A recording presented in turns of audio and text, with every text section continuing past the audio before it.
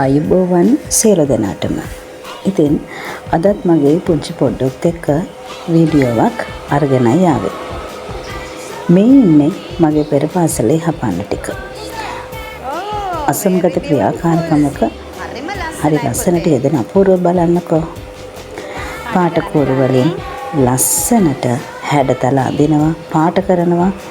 ඒ අතරේ මොනවද ආදරණීය කතා බහකුත් හැමින් ඇහෙනවා.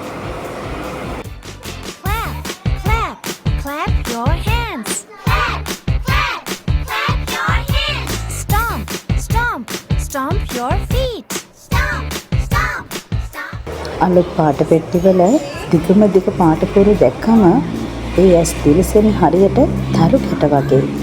ඉතින් බලන්නකෝ දිග පාටකෝරු එකින් එක අරගෙන ඒ පුංචි ඇඟිලි අස්ස හිරකරගෙන සිතම් කරන අපූර්ව.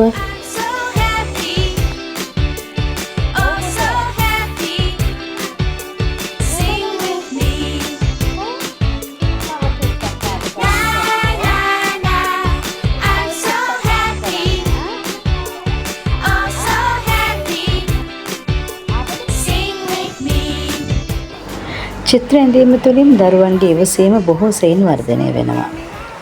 ඔවුන්ගේ පරිකල්පන ශක්තියෙන් අවදි කරගන්නටත් ඒවා වර්ධනය කරගන්නටත් මේ චිත්‍ර ඇඳීම තුළින් හැකියාව ලැබෙනවා.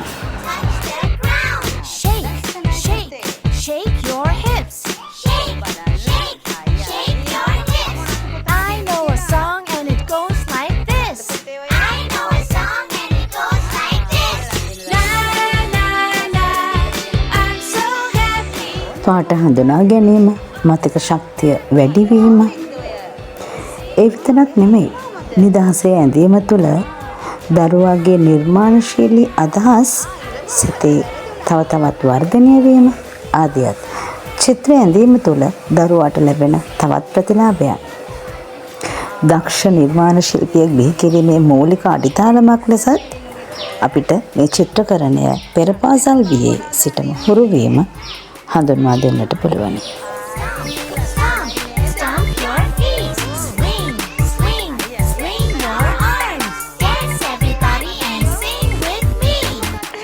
ඉතින් අද කතා කළේ චිත්‍ර ඇඳීම පෙර පාසල් වියේ සිට දරුවන්ට මොනතරම් වැදගත් වනවාද යන්නයි. ඉතින් ඔය බොහෝම අල්පය මම ඔය ගැන කතා කළේ. අදට මම සමුගෙන යනවා මගේ පොඩ්ඩොත් එක්ක.